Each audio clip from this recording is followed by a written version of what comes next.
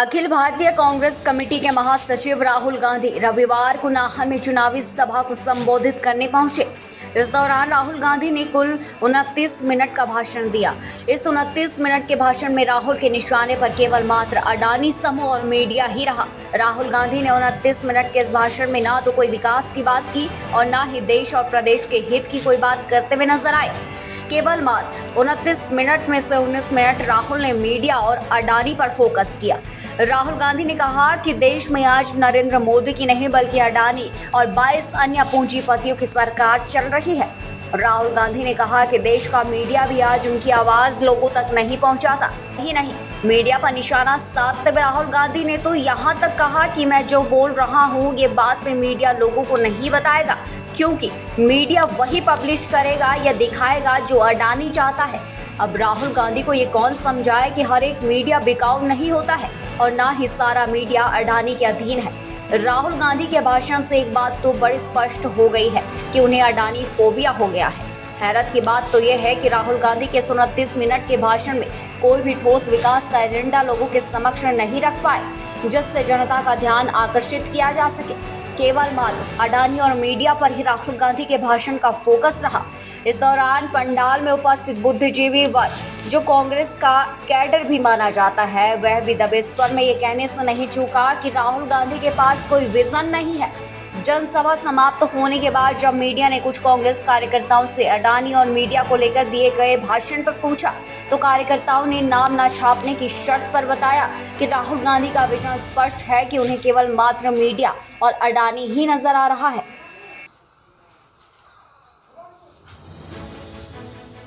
वो क्यों कर रहे हैं, इसके पीछे सोच है।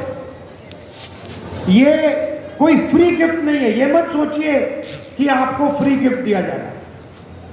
देखिए, नरेंद्र मोदी जी ने उनका 16 लाख करोड़ रुपया कर्जा माफ किया, अदानी का, अंबानी का, बड़े बड़े अरबपतियों का। उन्होंने इस पैसे से लंदन में, न्यूयॉर्क में, ऑस्ट्रेलिया में, जापान में, चाइना में अलग अलग चीजें खरीदी, जमीन खरीदी, रियल एस्टेट खरीदा।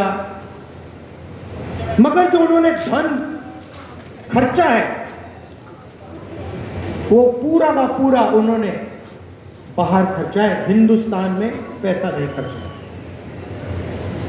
इसके कारण हिंदुस्तान की अर्थव्यवस्था आस्ते चलने लगी है, रोजगार नहीं पैदा हो रहा है। अब हम क्या कर रहे हैं, हम पैसा आपके बैंक अकाउंट में डाल दें।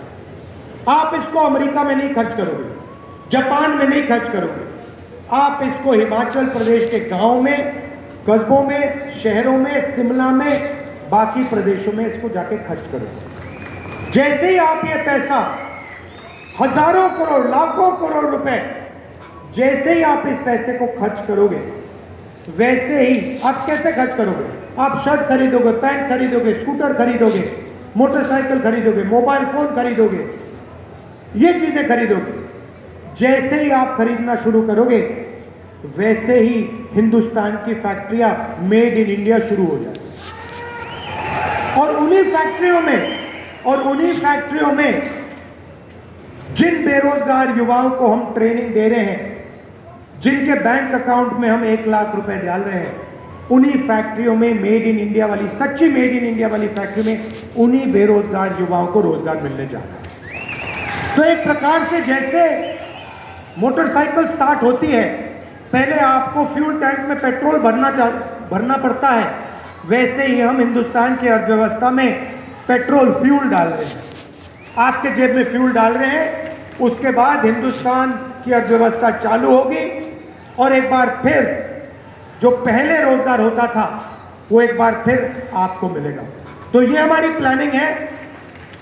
मैं आप सबका दिल से धन्यवाद करता हूं। देखिए, यहां आपदा आई, हमने, हिमाचल प्रदेश की जनता ने आपके चीफ मिनिस्टर के माध्यम से 9,000 करोड़ रुपए मांगे थे। उन्होंने ये पैसा आपको नहीं दिया, मना किया।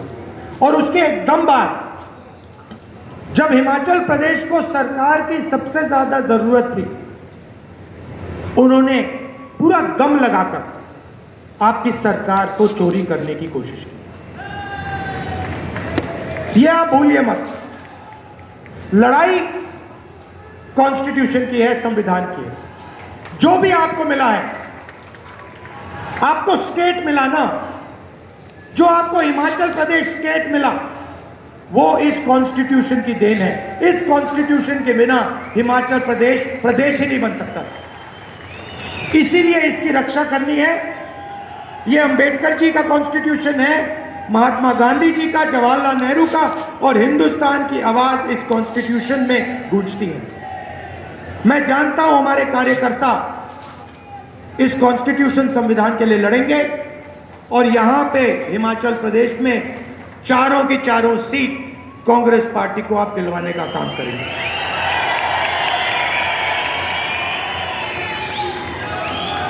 मेरी बहन को तो आप उठा के ले गए, वो अब शिमला में रहती है। ये याद रखिए कि हम दोनों, प्रियंका और मैं, दिल्ली में आपके सिपाही हैं। सुखी जी और कांग्रेस पार्टी की टीम हिमाचल प्रदेश में आपके सिपाही हैं। दिल्ली में लोकसभा में मैं आपका सिपाही हूं, प्रियंका जी आपके सिपाही।